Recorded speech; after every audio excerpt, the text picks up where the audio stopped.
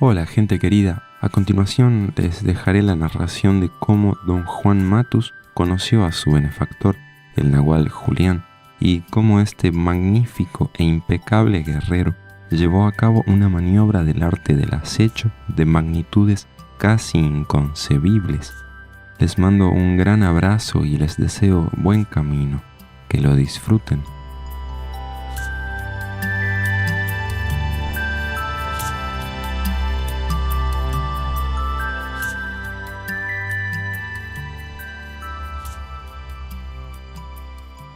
Considéralo de esta manera, dijo sonriendo.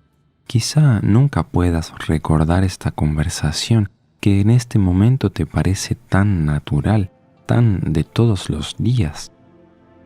Este es en verdad el misterio de estar consciente de ser. Los seres humanos están empapados en ese misterio. Estamos empapados en las tinieblas, en lo inexplicable.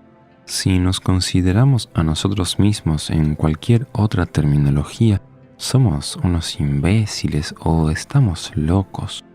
Por lo tanto, no deshonres el misterio del hombre sintiendo lástima por ti mismo o tratando de razonar ese misterio. Degrada a lo disparatado del hombre comprendiéndolo, pero no pidas disculpas ni por una ni por otra cosa. Ambas son necesarias. Una de las maniobras de los acechadores es poner el misterio y los disparates frente a frente en cada uno de nosotros. No exagero cuando digo que el nahual Julián fue el más extraordinario acechador que jamás he conocido, dijo don Juan. Todos mis compañeros, que eran sus aprendices, ya te han contado de sus proezas como acechador, pero yo nunca te he contado lo que me hizo a mí. Yo quería aclararle que nadie me había contado nada acerca del nahual Julián, pero al momento en que iba a expresar mi protesta, una extraña sensación de incertidumbre se apoderó de mí. Don Juan pareció saber instantáneamente lo que yo sentía. Se rió de buena gana. No puedes recordar porque aún no entiendes lo que es el intento, dijo. Necesitas una vida de impecabilidad y una gran reserva de energía, y solo entonces, quizá, el intento dé libertad a esas memorias. Te voy a contar la historia de cómo se portó conmigo el nahual Julián cuando lo conocí. Si encuentras que su comportamiento es ofensivo o aún cruel, imagina cómo te repugnaría si estuvieras en tu conciencia normal. Yo protesté que me estaba guiando a una trampa. Me aseguró que lo único que quería hacer con sus advertencias era mantenerme alerta para que yo entendiera cómo operan los acechadores y las razones por las que lo hacen. El nahual Julián fue el último acechador de la Guardia Vieja, prosiguió. Era acechador no tanto por las circunstancias de su vida, sino porque esa era la inclinación de su carácter. Don Juan explicó que los nuevos videntes vieron que hay dos grupos principales de seres humanos, aquellos a quienes les importan los demás y aquellos a quienes no les importan. Entre estos dos extremos vieron que hay una combinación interminable de los dos. El nahual Julián pertenecía a la categoría extrema de hombres a quienes no les importan los demás. Don Juan se clasificó a sí mismo dentro de la categoría totalmente opuesta. Pero ¿no me dijo usted que el nahual Julián era generoso, que era capaz de regalar la camisa que traía puesta? Claro que lo era, contestó. No solo era generoso, también era un hombre absolutamente encantador, irresistible. Siempre estaba profunda y sinceramente interesado en todos los que le rodeaban. Era amable y abierto y regalaba todo lo que tuviera a quien lo necesitara o a cualquier persona que le caía simpática. A su vez todos lo adoraban porque, siendo un maestro del acecho, les comunicaba a todos sus verdaderos sentimientos. Nadie le importaba lo más mínimo.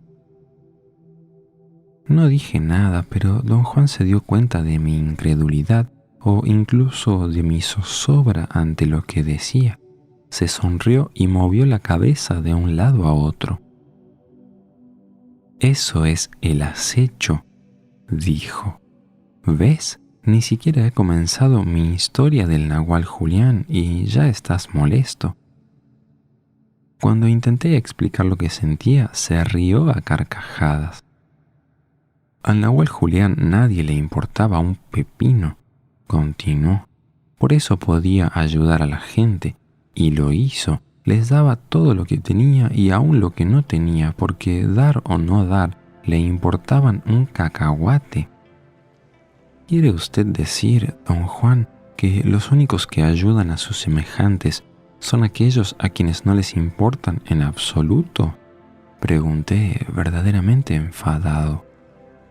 Eso es lo que dicen los acechadores, respondió con una sonrisa radiante. Por ejemplo, el Nahual Julián era un curandero fabuloso, curó a miles y miles de personas, pero jamás exigió que reconocieran sus méritos. Dejaba creer a la gente que una mujer vidente de su grupo era la curandera. Ahora bien, si hubiera sido un hombre al que le importan sus semejantes, hubiera exigido que lo honraran. Los que se preocupan por los demás se preocupan por sí mismos y exigen que se reconozcan los méritos de quien lo merezca. Don Juan dijo que él, puesto que pertenecía a la categoría de aquellos que se preocupan por sus semejantes, jamás había ayudado a nadie. La generosidad lo incomodaba. Ni siquiera podía concebir que alguien le tuviera la clase de cariño que le tenían al Nahual Julián, y se sentiría ciertamente estúpido regalándole a alguien la camisa que traía puesta. Me importan tanto mis semejantes, prosiguió, que no hago nada por ellos, no sabría qué hacer, y si hiciera algo, siempre tendría la irritante sensación de estarles imponiendo mi voluntad con mis regalos. Naturalmente, ayudado por el camino del guerrero, he superado todos estos sentimientos. Cualquier guerrero puede tener tanto éxito con la gente como lo tuvo el Nahual Julián, siempre y cuando mueva su punto de encaje a una posición en la que no tienen ninguna importancia si la gente lo quiere o no lo quiere o si lo ignoran. Pero eso no es lo mismo. Don Juan dijo que cuando le dieron a conocer por primera vez los principios del acecho, como me pasaba a mí en ese entonces, se vio en un estado de zozobra total. El Nahual Elías, quien era muy parecido a don Juan, le explicó que los acechadores como el Nahual Julián son líderes naturales, pueden ayudar a una persona a hacer cualquier cosa. El Nahual Elías dijo que estos guerreros pueden ayudar a la gente a curarse, prosiguió don Juan, o los pueden ayudar a enfermarse. Los pueden ayudar a encontrar la felicidad o los pueden ayudar a encontrar la desgracia. Le sugería al Nahual Elías que nosotros, en vez de decir que estos guerreros ayudan a la gente, deberíamos decir que la afectan. El Nahual Elías dijo que no solo afectan a la gente, sino que la llevan y la atraen activamente, como rijan las circunstancias. Don Juan soltó una carcajada y me miró con fijeza. Había un brillo malicioso en sus ojos. «Extraño, ¿verdad?», preguntó. «La manera en que los acechadores ven a la gente». Don Juan comenzó entonces a contarme su historia. Dijo que el Nahual Julián estuvo esperando a un aprendiz nahual durante muchos años. Un día, volviendo a casa después de una corta visita a unos conocidos en un pueblo vecino, se topó con don Juan. El Nahual Julián en ese preciso momento estaba pensando, como solía hacerlo a menudo, en su necesidad de encontrar un aprendiz nahual. Oyó un disparo de pistola y vio gente huyendo en todas direcciones. Corrió con ellos a la maleza al lado del camino y solo salió de su escondite al ver a un grupo de personas en torno a alguien que yacía herido en el suelo. Desde luego, la persona herida era don Juan, a quien disparó el tiránico capataz. Al momento, el nahual Julián vio que don Juan era un hombre especial, cuyo capullo estaba dividido en 4 secciones en vez de 2. También vio que don Juan estaba gravemente herido. Sabía que no tenía tiempo que perder. Su deseo se había cumplido, pero tenía que actuar con rapidez antes de que alguien se diera cuenta de lo que ocurría. Se agarró la cabeza y gritó: «¡Han herido a mi hijo!». Iba con una de las videntes de su grupo, una india muy fornida que en público siempre oficiaba como su astuta pero horriblemente regañona esposa. Eran un excelente equipo de acechadores. Le hizo una seña a la vidente y ella también empezó a llorar y a lamentarse por el hijo que estaba inconsciente y desangrándose. El nahual Julián le rogó a los espectadores que no llamaran a las autoridades, sino que lo ayudaran a llevar a su hijo herido y moribundo.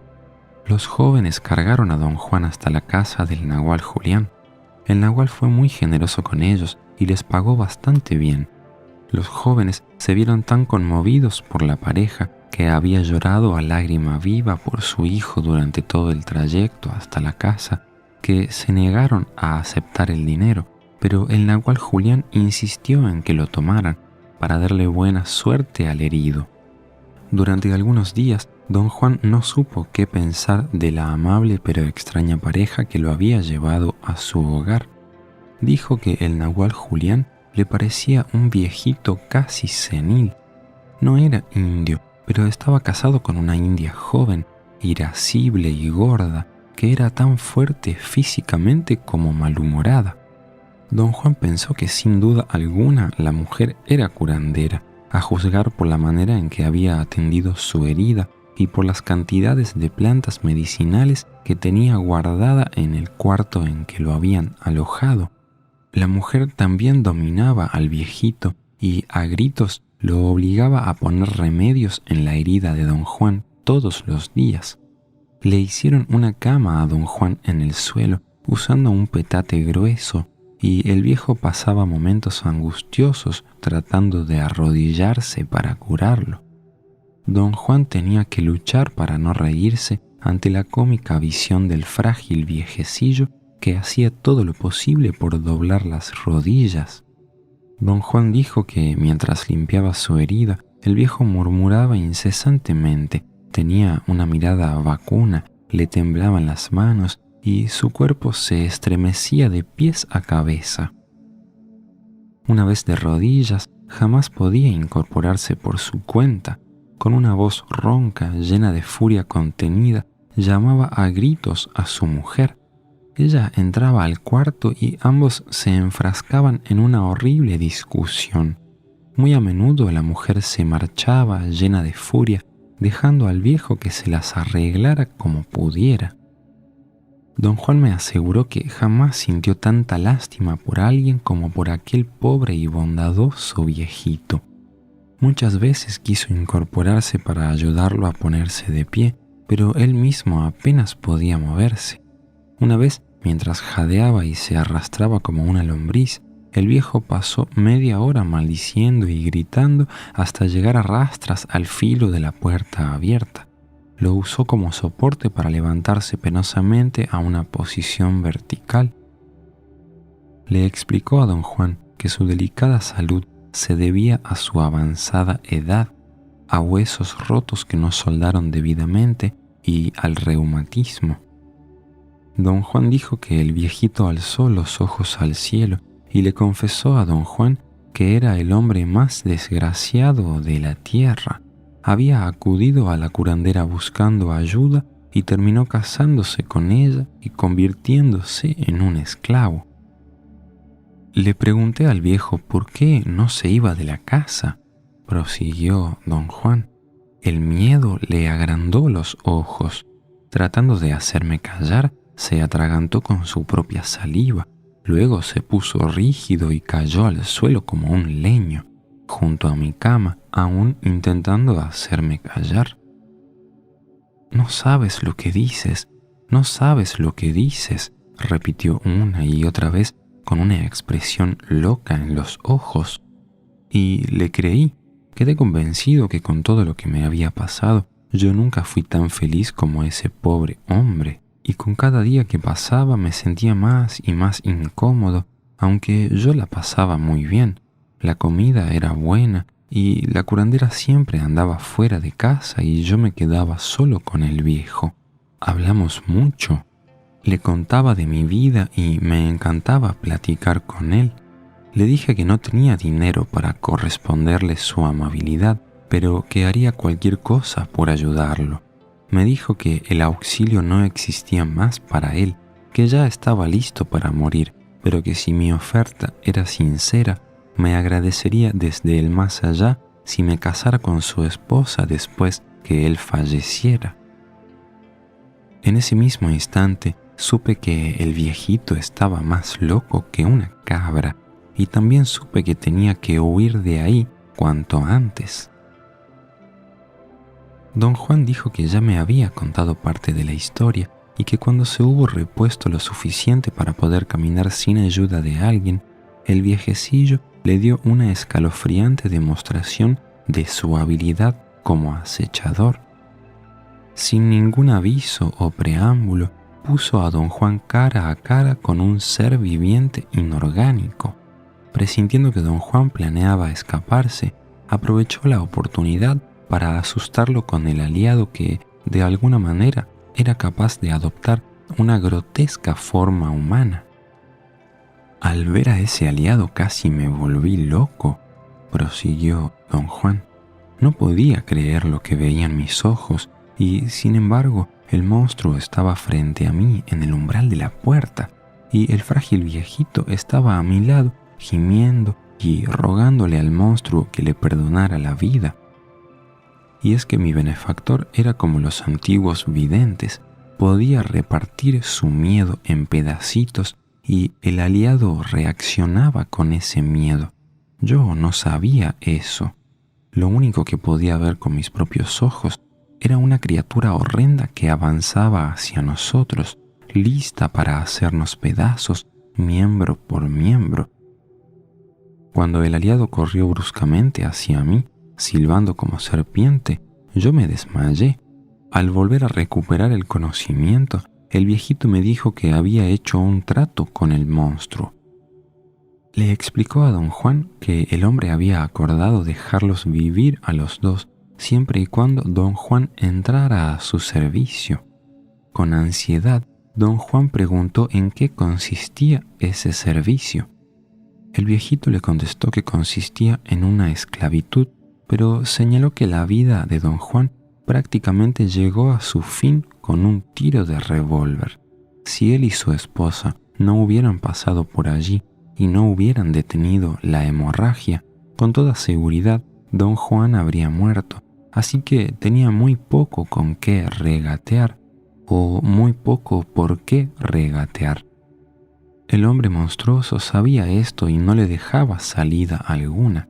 El viejo le dijo a don Juan que se dejara de titubeos y que aceptara el trato, porque de negarse, el hombre monstruoso que escuchaba tras la puerta irrumpiría en el cuarto y los mataría allí mismo de una vez por todas. Tuve suficiente presencia de ánimo para preguntarle al viejo, que temblaba como una hoja, cómo nos mataría el monstruo. Continuó don Juan. Dijo que el monstruo pensaba rompernos todos los huesos del cuerpo, comenzando por los pies, mientras gritábamos en una agonía indescriptible y que tardaríamos por lo menos 5 días en morir. Al instante acepté las condiciones del hombre. Con lágrimas en los ojos, el viejito me felicitó y dijo que en realidad el pacto no era tan malo. Íbamos a ser más prisioneros que esclavos del hombre monstruoso, pero que al menos comeríamos 2 veces al día. Y puesto que teníamos vida, podíamos trabajar para ganar nuestra libertad. podíamos fraguar, tramar, mentir y salir de ese infierno luchando a brazo partido. Don Juan sonrió y luego comenzó a carcajearse. Parecía saber de antemano cómo iba yo a reaccionar con la historia del nahual Julián. «Te dije que te ibas a enojar», dijo. «Realmente no entiendo, don Juan», le dije. «¿Cuál era el motivo para montar un engaño tan elaborado?» «El motivo es muy sencillo», dijo sin dejar de sonreír. «Este es otro método de enseñanza, uno muy bueno. Requiere de una tremenda imaginación y de un tremendo control de parte del maestro. Mi método de enseñanza es más parecido a lo que tú consideras enseñanza. Requiere de una tremenda cantidad de palabras. Yo voy a los extremos de la plática. El nahual Julián iba a los extremos del acecho». Don Juan dijo que entre los videntes hay dos métodos de enseñanza. Él los conocía bien a ambos. Prefería el método que explica todo y deja que la otra persona conozca de antemano el curso de la acción. Era el sistema que fomenta la libertad, la selección de alternativas y la comprensión. Por otra parte, el método de su benefactor era más coercitivo y no permitía ni la selección de alternativas ni el entendimiento.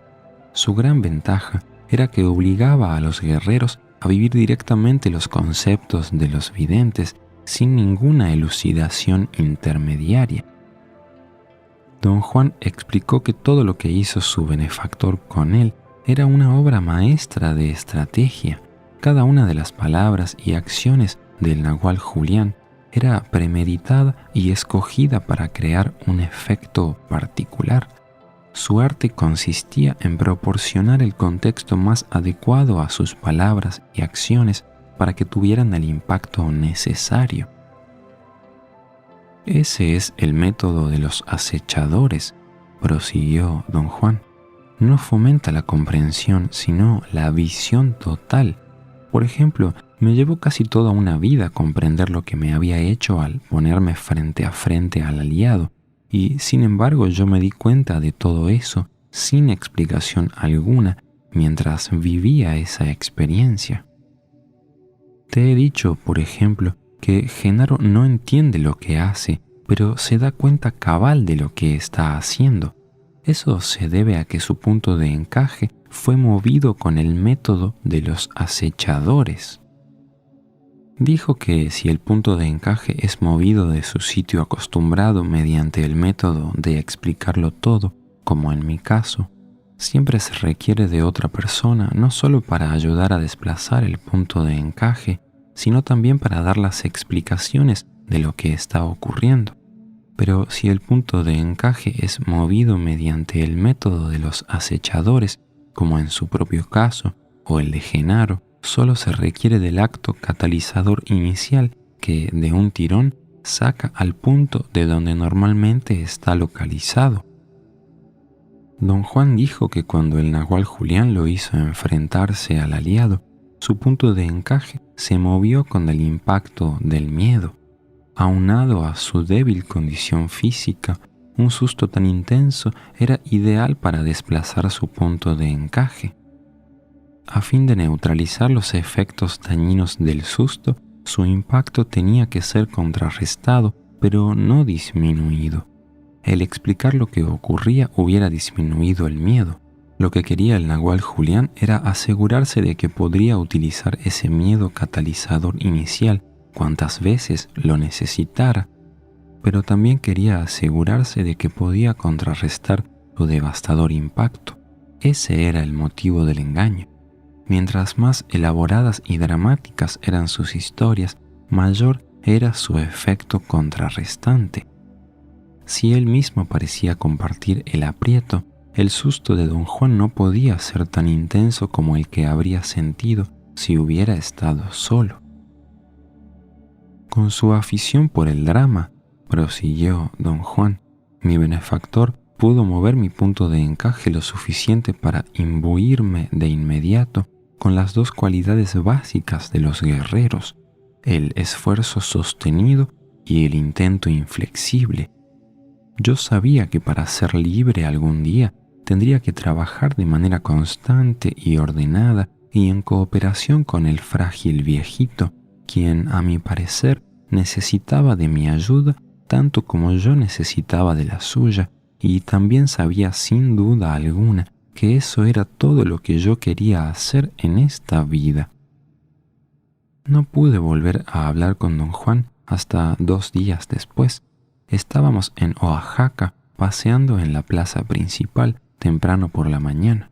Había niños caminando a la escuela, gente yendo a misa, algunos hombres sentados en las bancas y conductores de taxi esperando a turistas del hotel.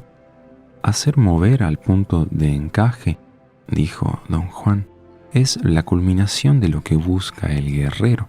De ahí en adelante es otra búsqueda, es la búsqueda del vidente propiamente dicha. Repitió que en el camino del guerrero, el mover el punto de encaje lo es todo. Los antiguos videntes jamás llegaron a esa conclusión. Pensaban que el movimiento del punto era como una marca que determinaba sus posiciones en una escala de méritos. Jamás concibieron que era precisamente esa posición la que determinaba lo que percibían. Con el método de los acechadores, continuó don Juan, un acechador consumado como el nahual Julián puede lograr estupendos cambios del punto de encaje. Estos son movimientos muy sólidos. Como ya te darás cuenta, al apoyar al aprendiz, el maestro acechador obtiene la total cooperación y participación del aprendiz. Obtener la total cooperación y participación de alguien es probablemente el más importante resultado del método de los acechadores. Y el nahual Julián era un genio indisputable que siempre conseguía ambas cosas. Don Juan dijo que no tenía palabras para describir la agitación y confusión que vivió al irse enterando, poco a poco, de la riqueza y lo complejo de la personalidad y la vida del nahual Julián. Mientras don Juan estuvo convencido de que trataba con un indefenso viejecillo, frágil y asustado, se sentía seguro de sí mismo, cómodo. Pero un día, poco después de haber hecho el trato con el hombre monstruoso, su seguridad se vino al suelo y se rompió para siempre. El nahual Julián le dio a don Juan otra desconcertante demostración de sus habilidades acechadoras. Aunque para entonces don Juan ya estaba bastante repuesto, el nahual Julián aún dormía en el mismo cuarto para cuidarlo. Aquel día, cuando don Juan despertó, el nahual Julián le comunicó que su captor estaría ausente un par de días y que eso le iba a permitir un momento de libertad. En tono de confidencia dijo que él no era en realidad un viejecillo, sino que solo pretendía serlo para burlar la vigilancia del hombre monstruoso. Sin darle a don Juan ni tiempo de pensar, con increíble agilidad se levantó de su petate de un salto, se inclinó y metió la cabeza en un balde de agua durante un momento largo. Cuando se enderezó, tenía el cabello completamente negro. El cabello blanco había desaparecido y don Juan miraba a un hombre que nunca había visto antes, un hombre que a lo mucho tenía 30 años. Flexionó los músculos, respiró profundamente y estiró cada parte de su cuerpo como si hubiera estado demasiado tiempo en una jaula apretada. Cuando vi al nahual Julián como un hombre joven, pensé que en realidad era el demonio, continuó don Juan.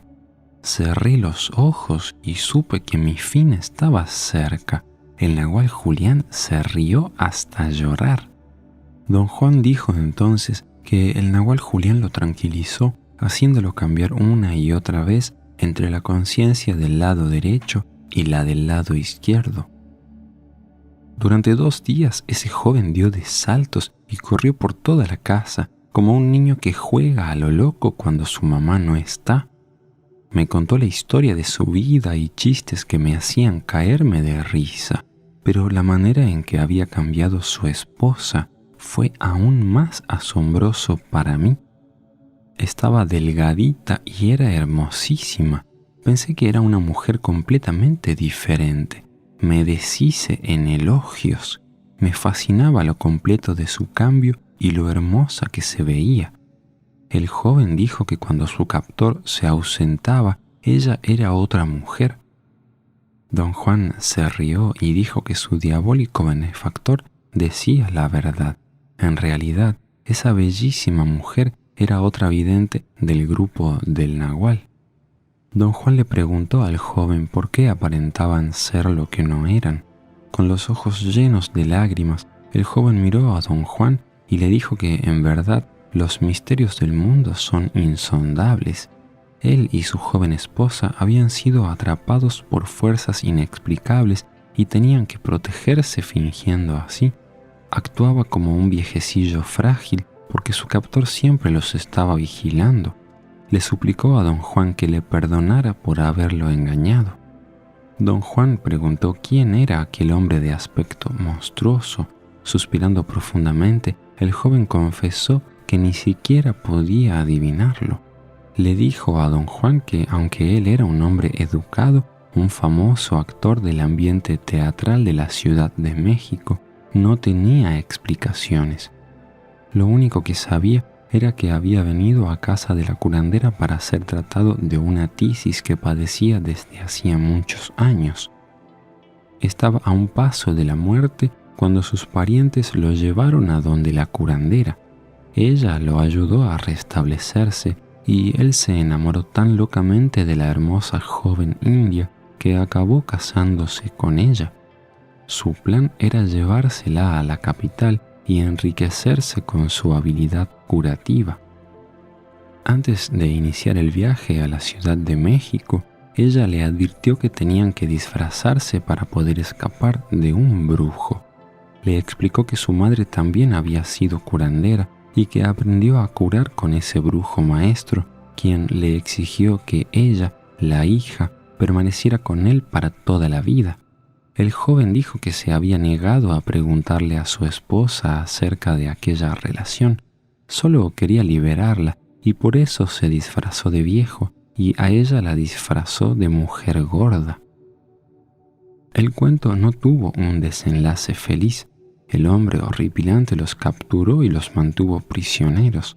No se atrevían a quitarse el disfraz ante aquel hombre de pesadilla y en su presencia se comportaban como si se odiaran, pero en realidad languidecían el uno por el otro y vivían solo para disfrutar los cortos periodos en los que se ausentaba aquel hombre.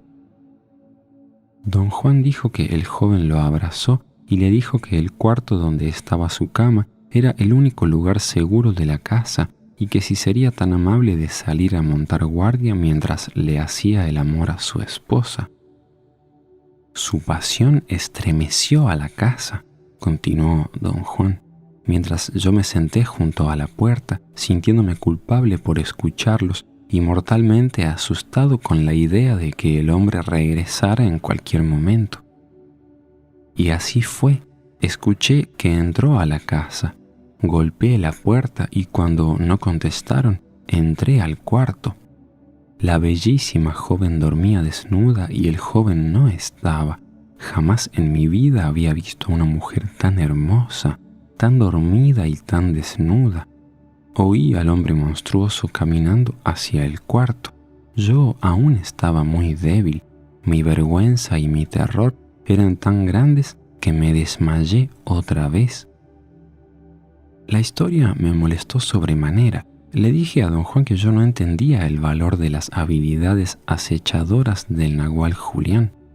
Don Juan me escuchó sin hacer un solo comentario y me dejó hablar acaloradamente mientras seguíamos caminando. Cuando finalmente nos sentamos en una banca, yo estaba muy cansado. No supe qué decir cuando me preguntó por qué su relato del método de enseñanza del Nagual Julián me había molestado tanto. No me puedo quitar la idea de que simplemente le estaba haciendo jugarretas crueles a todos, dije al fin. Los que hacen jugarretas no enseñan nada a nadie, repuso don Juan. El nahual Julián ponía en escena dramas mágicos que requerían mover el punto de encaje. A mí me parece una persona muy egoísta, insistí. Te parece ser eso porque lo estás juzgando, contestó. Actúas como moralista. Yo me sentía al igual que tú. Figúrate ahora, si tú te sientes así solamente oyendo hablar del nahual Julián, imagínate cómo debí sentirme yo viviendo en su casa durante años. Por supuesto que no solo me cayó mal, también lo envidiaba y le tenía terror. Pero también lo quería mucho. Sin embargo, mi envidia era más grande que mi cariño. Le envidiaba su facilidad, su misteriosa capacidad de ser joven o viejo a voluntad. Le envidiaba su estilo y, sobre todo, le envidiaba su manera de influenciar a cualquier persona que estuviera cerca de él. Me mataba oírlo cuando iniciaba las más interesantes conversaciones con la gente. Siempre tenía algo que decir. Yo nunca tenía nada y solo sabía sentirme incompetente e ignorado. Las revelaciones de don Juan me hicieron sentirme incómodo. Deseaba que cambiara de tema porque no quería oír que era como yo. En mi opinión, él era un nahual sin par. Se dio cuenta de cómo me sentía. Lo que estoy tratando de hacer con la historia de mi envidia, prosiguió, es señalarte algo de gran importancia, que la posición del punto de encaje dicta cómo nos comportamos y cómo nos sentimos. En aquel entonces mi gran defecto era que no podía entender este principio. Estaba aún verde. Al igual que tú, vivía a través de la importancia personal, porque ahí era donde estaba emplazado mi punto de encaje.